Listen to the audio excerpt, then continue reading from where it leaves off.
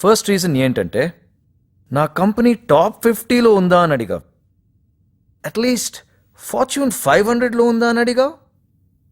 But I really like your attitude. So here you go.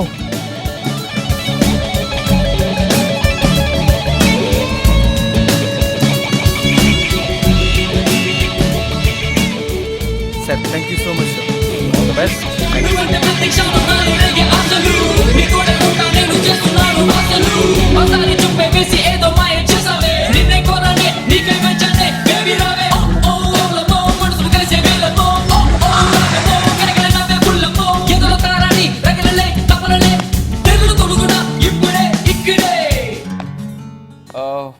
Chandu, ఇవాళ నేను నీతో మాట్లాడటానికి రాలేదురా, మీ పేరెంట్స్తో మాట్లాడడానికి వచ్చాను.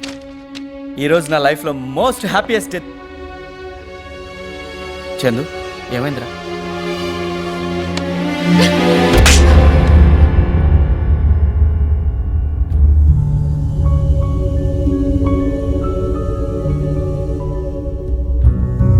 ఈ ఆర్గ్యుమెంట్స్ అన్ని అనవసరం. పిల్లల్ని పెంచడం నీకు ఎలాగో చేత కాలేదు, కానీ ఫ్రెండ్షిప్ పేరుతో వేరే వాళ్ళకి అంటగట్టడం మాత్రం బాగా తెలుసు. మాటలు మర్యాదగా రాని. మర్యాద గురించి నువ్వు మాట్లాడుతున్నావా?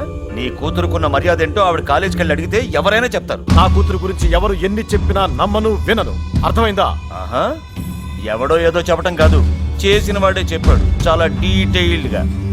శ్రీ అంట, వాడు చంద్ర బెంగళూరు వెళ్ళారటగా. అక్కడ కలిసి ఎంజాయ్ చేసామని వాడి నోటితో వాడే చెప్పాడు.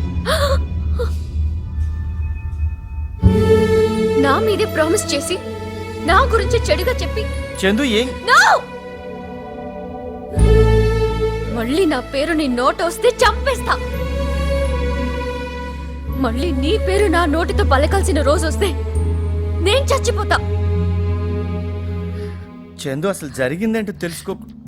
బెంగళూరులో నువ్వు నాతో ఎంజాయ్ చేసావని వాగేవా లేదా? చందు, అసలు ఏం జరిగి వాగేవా లేదా? బంగారం, అది కాదురా. వాగేవా లేదా?